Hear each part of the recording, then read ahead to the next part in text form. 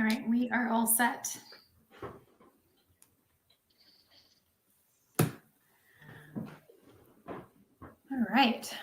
Well, good afternoon, everybody that's watching. Whenever you're watching, thanks for joining us. We're here to have another introduction to the Readers Professional Development Book Club, the new book that we'll be reading this month, which is The Personality Plus. See if I can get that centered right here.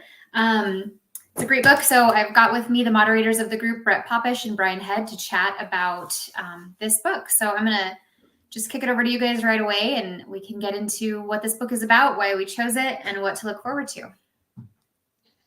Brett, you want to kick this one off? You've Sure. read this one. I have not yet. Well, you said read it. So I read this book back in, had to be 2006, maybe 2007. So it's been a minute. I'm going back through reading it, and some stuff is coming back.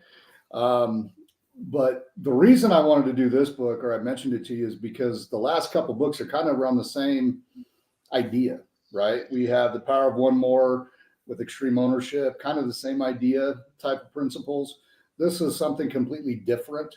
And the hope is we get more people coming to the group that might just want something a little bit different. And the premise of this book is to really dive into, it's not the motivational type book. It's more of understanding people's personalities, how certain personalities click or connect, how personalities can kind of clash, and how to recognize that as you're interacting with people.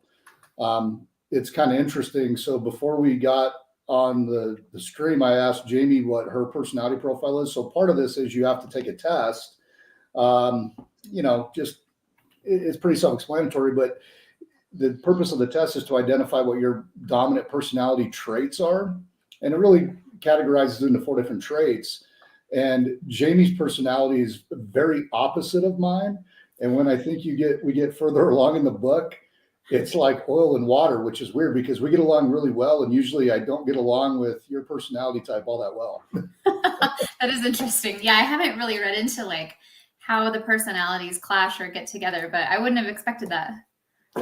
Yeah, it's kind of an interesting one. Mine is a powerful choleric. I don't know how you say that, which is very like do it my way and do it now type of thing. Surprise, surprise, right? So it's definitely pretty eye-opening to say the least. And really just it's quick to identify.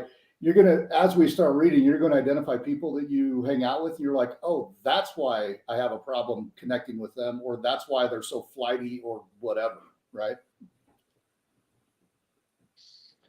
Yeah, I'm excited to read this one. This is the first of our book club books that I have not previously read, so I'm excited. I've done a lot of studying about the personality types. It's interesting because the titles here, sanguine, melancholy, choleric, and phlegmatic, are actually like, if you look into the history of it, people started trying to figure out personality types, thousands of years ago. I think it didn't take long into human history before we were like, what the hell is wrong with that guy? It kind of thing. And people started trying to find explanations. And originally they thought, even like with Hippocrates, like the Hippocratic Oath is named after him. He was a Greek physician, a couple thousand years ago, was trying to figure out why people acted the way that they acted and his theory was him and others. They had a theory that it was based on physiological makeup. So something in your system. And so they broke it down into 4 like, fluid types in your body. So blood, yellow bile, black bile, and phlegm, which is why they say phlegmatic. And based on what you were high in, they thought that was what dominated your personality type. And then years later they that obviously was disproven with additional science. But it's interesting because people started talking about these 4 main personality types and then additional combinations. So you might be majority one, but you might have another one that's your secondary. And then somebody along the way, I think it was Galen, figured out that there was 9 total combinations. And if you do, I just finished a book, Brett and I were talking about the Enneagram types, which is another personality profile kind of system. There's 9 of those types. So there's a lot of overlap depending on, you might do DISC, or you might do Myers-Briggs, or, a personality profile like the one that's in this book. There's a lot of them that are out there, but all of them are operating within the same similar frameworks for the different personality types. So it's really helpful no matter what your job or career path, just for human interaction, to think about who your audience is, if you're interacting with folks, how they're going to receive you and your personality or your presentation, that kind of thing. I think there's a lot of discussion that we can have with a book like this about not just the concepts, but the application of those concepts. So, Brett mentioned he and Jamie are opposite ends of the spectrum, but they might be able to identify what are the things that in their relationship help them get along, and the rest of us can kind of take notes for the people that maybe we have a harder time connecting with. Yeah. What I think is fun, and I'll read this book and just start cracking up, laughing out loud. And it's because you'll read a section of the book and you're like, I know that person, or I am that person. You know what I mean? And you're like, I really am a jerk.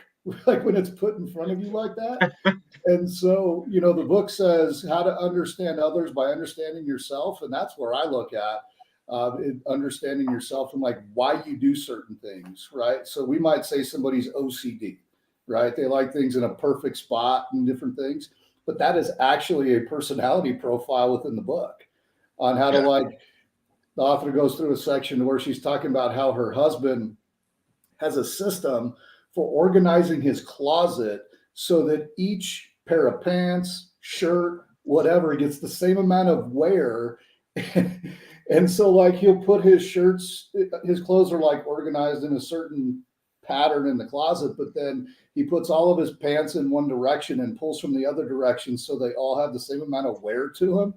And I'm looking at that going, I do that same thing. Yeah, it's interesting how people interact differently. My sister growing up, she would literally iron her shoelaces to make sure that there was not wrinkles. And like I threw this shirt in the dryer this morning to get the wrinkles out before I put it on. So there's iron her shoelaces. She did, yeah. So I mean, gosh. it is interesting. I've totally done that. It's also it's an exercise in self-honesty too, because as you're filling out these profiles, it's asking you, and some of the questions, it'll give you 4 words to combine, and or to choose the best descriptor of yourself. And there's always the one that you want to be true, but maybe isn't true. And then there's others. So it's kind of an exercise in self-honesty, but I'm also looking forward to sitting around the table at one of our, first book club meetings and guessing what the other people are like you did before this call with Jamie, and just kind of, here's what I've noticed, and see how close we can get. Yeah. I'll be honest. My dominant was the powerful caloric, and the secondary, which was not very close, was the perfect melancholy. And then the other 2 was like none. I think I had 1 point in the peaceful phlegmatic and 0 in the sanguine. So it's pretty apparent, especially when you start getting into the book, you're like, yeah, that makes sense. Yeah. And it's kind of important too, to just be really honest with yourself, especially when you're going through those weaknesses. Cause like Bryan just mentioned, there's definitely words in there that when I think about it, I'm like, oh, that pretty much describes me, even though I don't want it to. Yeah. It's important to be honest. There were several questions that I asked for some opinions on to try and help me out with that. So yeah, when I was doing mine, I would ask my wife, I'm like, of these 4 words, which one would identify? Because I would come up with like 2 that were close, but it's good to have somebody else tell you what they think, because just like you said, Bryan, you might have a word where you're like, I want that to be that, but it might not really be that. Yeah. And you guys, your kids are younger than mine. I've got to ask teenagers if I'm asking kids. That's particularly that could be brutal. Brutal. They might add to the words. Right? Yeah. They're choosing a 5th. Yeah. So with that, our next book club meeting is on Tuesday, the 22nd.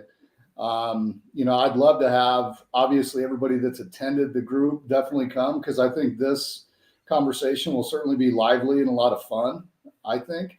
But also, I think, if we could open it up and we can get more people to come and check it out, there might be some other people that might be more interested in a book like this than some of the other ones that we've read. Just because, again, it's not so much sales based, but just as you said, Bryan, it's more about dealing with people, understanding how you should deal with people based on how your personality profile is and that sort of thing.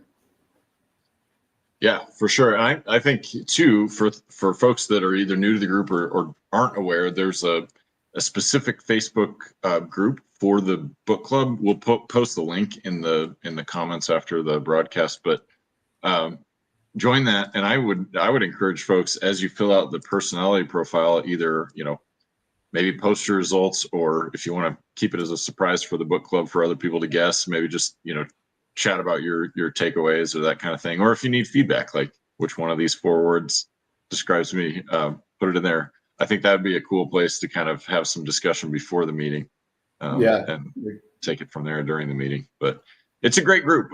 We've had, I think, a couple more people each time, and so it'd be great to have a full house for this one.